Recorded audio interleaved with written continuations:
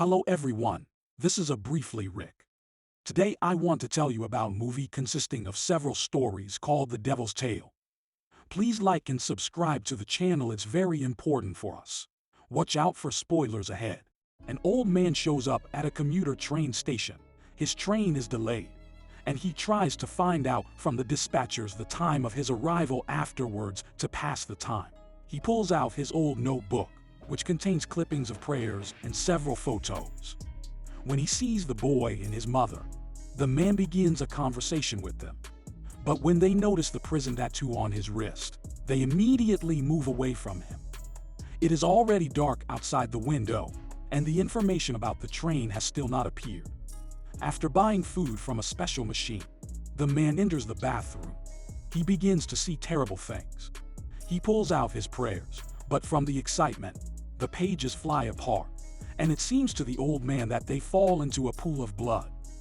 As he gathers his things with tears in his eyes, pictures from the past come to mind. How his father makes him shoot a cow, how he catches his dog eating something unknown, and how he kills a girl and devours her flesh. A station worker finds the man as he is convulsing. The girl urgently calls for an ambulance. As she bends down to listen to the old man's breathing, his eyes suddenly open, and a beastly grin appears on his face. He lets out a predatory growl as he looks at his new victim.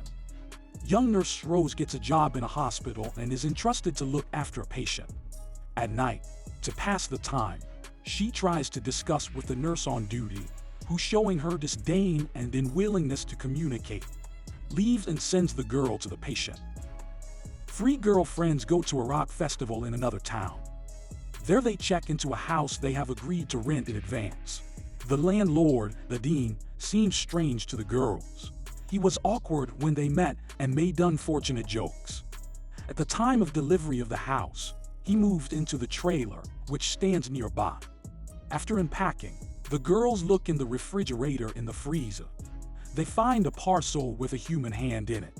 Deciding that if they call the police, they will start interrogations and proceedings. This means they might miss the festival. Figuring that the three of them can handle this host, and the friends go out to have fun. At home, the girls return with the guys they told about their find. Deciding that it's probably just a prank from a strange dean, the couples have a fun night. The next day the girls go out again. When they arrive at the house on the veranda, Dean and his friend Carl are already waiting for them. The guys offer the girls a drink and a chat, but they refuse, making no secret of their disdain. Looking into the freezer and seeing three severed hands already there, the friends quickly pack their things and are about to leave immediately. At the door, they realize that the lock is locked. Dean and Carl are already waiting for the girls and force them to eat dinner.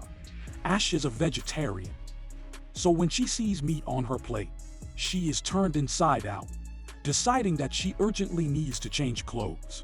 The landlord forcibly removes the girl from the kitchen. Joe, taking advantage of the fact that only Carl is left with them, asks him to use the bathroom. Going out into the corridor, she manages to sneak into the kitchen and find a weapon to defend herself.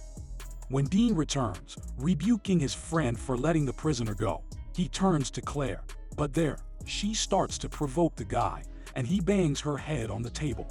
Realizing Joe has escaped, the guy asks Nate, who has been hiding outside all this time, to help him with the search. The girl, meanwhile, waits for the guy to get as close to her hiding place as possible, and stabs him in the back with a pen while the wounded man loses his guard from the pain. Joe takes his knife and his house keys. She then rushes to the aid of her friends, who have been tied up and left in the workshop. Carl hears a noise and runs to the house, realizing what has happened. The angry boys burst into the garage. The girls, armed with tools, quickly take out the three men. With one last spit in Dean's face, the girls quietly leave. Rose is checking her patient's dropper when she hears strange noises from under the next bed. The light in the room begins to blink. When she bends over and looks down, lifting her head, the girl looks in horror at the man lying on the bed. He is covered with burns and bleeding wounds. A frightened Rose runs to the front desk, but instead of a nurse, she encounters Steve. He has just come on duty. After listening to Rose's story, The man calms her down and treats her to tea. He assures her that sometimes strange things do happen in this place. For example, one of the bulimic patients has gone crazy within these walls, telling the police some unbelievable stories. Schoolgirl Sarah, overweight, finds a secluded, abandoned swimming pool. She hopes to go for a swim, while no one sees her already. As she approaches the stairs, she suddenly sees him and diving out of the murky water. At this point, the girl's classmates appear nearby and immediately start calling her names, commenting on her weight and relationship with the unknown man. One of the girls catches Sarah floating in the water with a garbage net, having filmed everything happening on camera. They take Sarah's things and run away. The girl is forced to run naked down the highway, where she is overtaken by a car with guys. They also miss no opportunity to make fun of the poor girl's size by making dirty jokes. Hearing another car coming from behind, the frightened girl turns onto a country road. There she visits a man who has been swimming in a pool. He carries something into his van, being in prostration. Sarah passes by without even noticing what is happening. The man gets in his car, catches up with the girl, and brakes so that she can see what is going on in the van. A bloody hand suddenly appears on the glass and the faces of the classmates who bullied her 20 minutes ago. They beg Sarah to help them, but she stares at them as if under hypnosis. A man throws things out the window that the juvenile bitches stole. The girl doesn't dare raise her hand in gratitude. After that, the car drives away. Having calmed down, Rose questions Steve about his colleague's strange phrase, the one who learned which ward the girl is on duty in, calling it Mr. Moore's ward. The man tells another story. A patient was admitted to their department a few years ago. 80% of his skin was affected by the fire. He was screaming in unbearable pain. None of the staff wanted to attend to him because as soon as anyone came near, Moore would grab his arm, begging him to relieve his suffering. One night a call came in from his room. When a nurse got there on the bed, no one was there. No one has seen the man since. Sam, along with his classmates, goes roller skating. Once in the bathroom, she realizes she's all grown up when she sees blood on her underwear. Carrie's friend takes matters into her own hands, telling her what needs to be done, as the girl has no mother to help in such an intimate process. While on the parquet for a ride, Sam watches Jake. The young man likes her. He shows interest in her. At one point in the room, the lights go out. When the lights come back on, Sam sees a girl with a broken nose. She looks at the blood, and as spellbound as Jessica is, she gets all creepy, assuring him that this is the work of a boogie woman. At one point, an argument between the friends, and Sam, unable to control herself, throws food at the girl and then bursts into a scream. The company slowly disperses in different directions when the light is fully restored. Having decided that she has had enough, Sam is going home.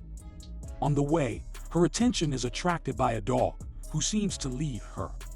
When she finds herself at the transparent door, she sees a woman with a strange sign on her belly.